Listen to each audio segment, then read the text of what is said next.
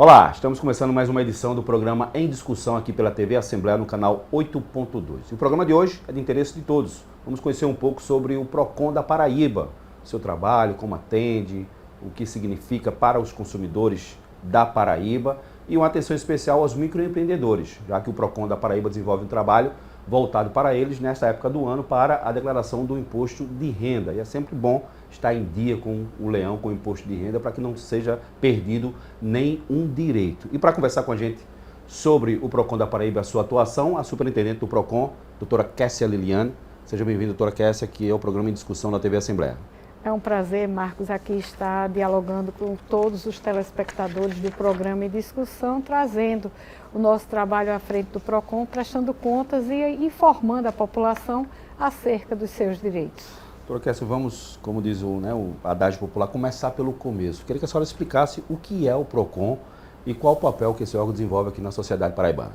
Olha, o PROCON do Estado da Paraíba ele é uma autarquia, está na administração indireta, vinculada à Casa Civil do Governador, na qual nós buscamos harmonizar as relações de consumo, tanto orientando os fornecedores como também os consumidores. Como eu sempre digo, o código ele é de proteção e defesa do consumidor. Então a gente sempre busca educar e quando isso não é possível, vem um braço forte do Estado, seja através de uma abertura de reclamação ou mesmo do ato fiscalizatório. Então o PROCON ele trata das relações de consumo, tudo que é inerente a relações de consumo. E aí tem uma coisa importante, Marcos. Muitos consumidores, antes mesmo de virem ao mundo, relações de consumo já ocorrem em seu nome.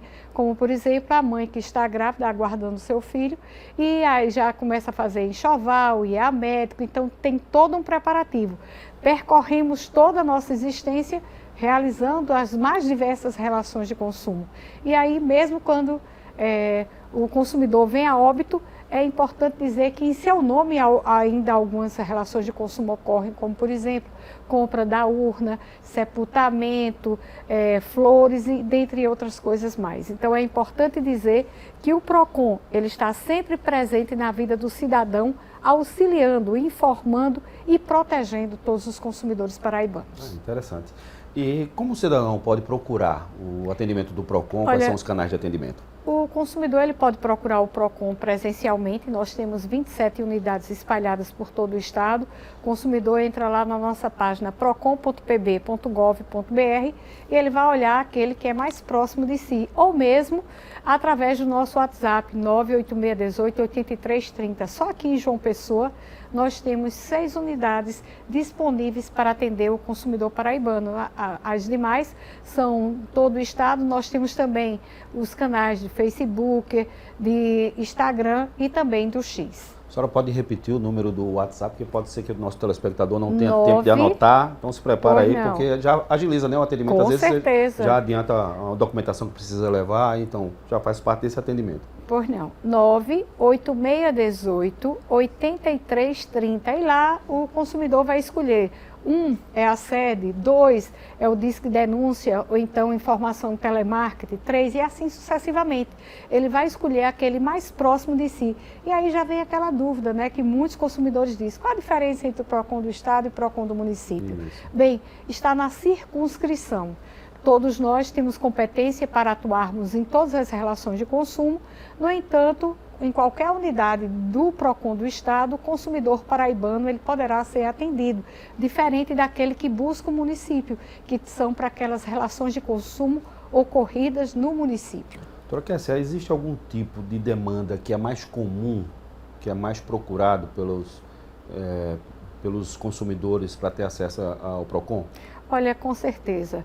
As questões financeiras são aquelas que mais afligem o consumidor, não só aqui na Paraíba, mas de resto de todo o Brasil, seguido dos serviços essenciais, energia, água, telefonia, né? Então são o que mais demanda os consumidores. Dentre elas, a má relação, a prática, falha na prestação de serviço ou mesmo algum defeito do produto, e aí o PROCON, através dos seus canais, nós temos linhas diretas com várias empresas, nós tentamos harmonizar, entrar em contato e resolver a vida do consumidor.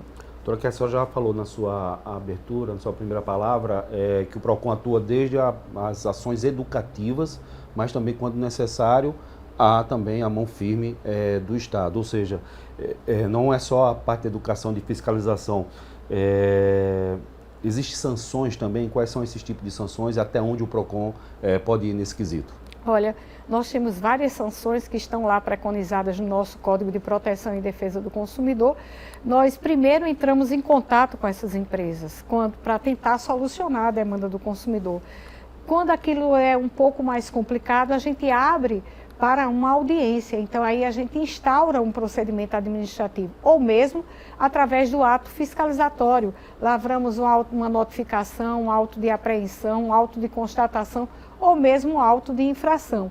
E é importante dizer que são várias as sanções, desde a multa, podemos chegar à interdição parcial, total, inutilização de algum, por exemplo, tiver um produto vencido, inutilização de produtos, ou mesmo chegar à cassação de alvará. São várias as penalidades preconizadas pelo Código e o PROCON busca fazer isso com muita tranquilidade, seguindo o devido processo legal, dando a oportunidade das empresas também se defenderem, ouvindo tanto em primeira como em segunda instância dentro do órgão. Nós temos câmaras de recurso, possibilitando que nós possamos, assim, termos um processo administrativo completo. E caso, assim, entendamos que tem várias relações de consumo ocorrendo relativa a uma empresa ou outra, ingressarmos até em juízo na defesa dos consumidores. Porque essa é impressão minha ou as empresas estão mais predispostas a evitarem que esses casos de reclamações cheguem a esse nível de sanções ou de ações judiciais?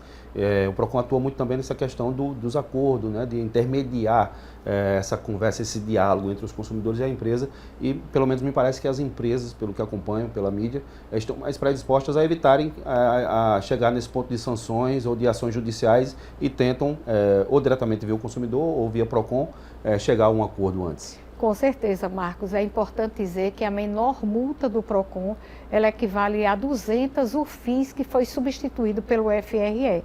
Então, veja bem, não entregou um produto, houve uma falha na prestação de serviço, a menor multa do PROCON vai para mais de R$14 mil.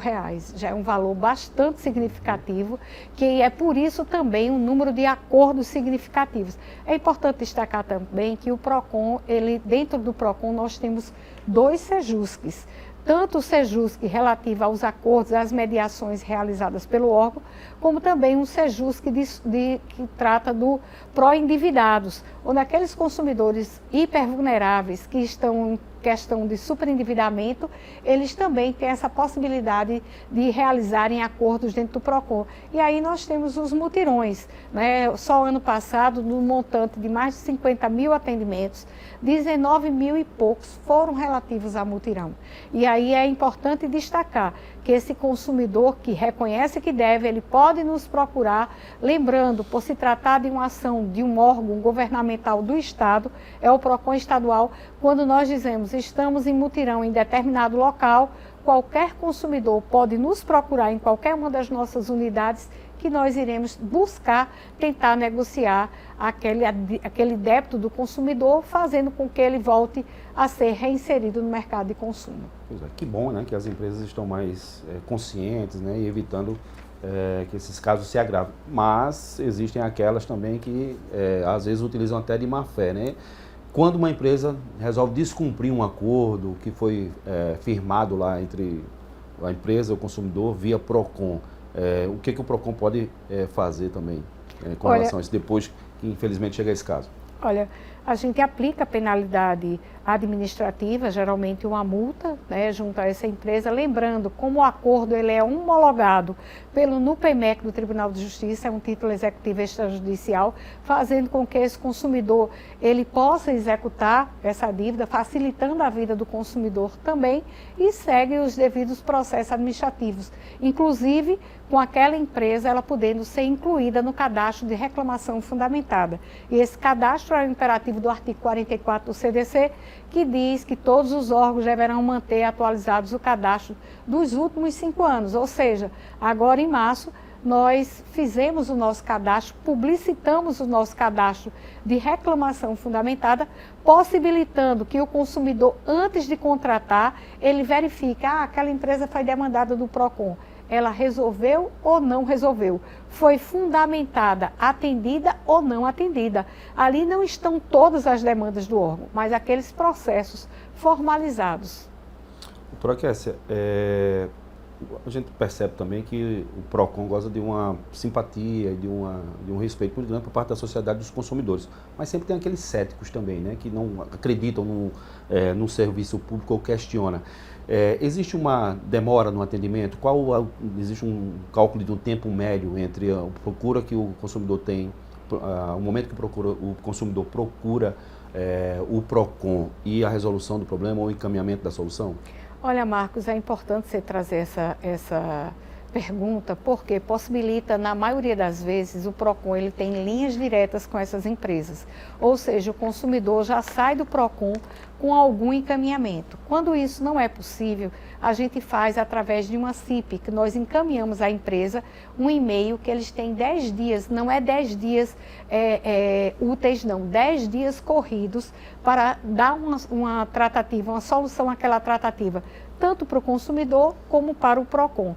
E aí, quando ele retorna dessa tratativa, se não está contente, a gente pode abrir um procedimento administrativo, que se a empresa for de fora, a gente dá uma média de 30 dias para a audiência, para possibilitar que essa empresa ela seja notificada. Como nós estamos tratando de um processo administrativo, é necessário que vá via AR, que essa empresa seja devidamente notificada para que siga os trâmites legais dentro do órgão, ou seja, entre a entrada do consumidor, no máximo até 30 dias, ele já deve ter alguma audiência, algum retorno à sua tratativa. Se aquilo, lembrando dizer, que é um direito básico do consumidor, ele ingressar em juízo ou administrativamente. O direito de postular, de reclamar, é um direito básico do consumidor. Isso não quer dizer que todas as pessoas que reclamam no PROCON, elas têm aquele direito assegurado.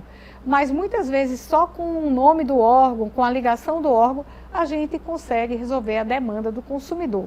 E aí segue o devido processo legal. A audiência, eles vão poder se defender, depois vai ter o julgamento, aí vai ter novamente notificada a empresa da resposta, do retorno, se houve a aplicação de uma penalidade ou não. Essa empresa ela pode ir até, depois de notificada, 10 dias, para que ela possa pagar com redução de 50% ou recorrer ao colegiado, ao segundo grau, que é a Câmara Recursal, ou em até 30 dias ela pagar com redução de 40%.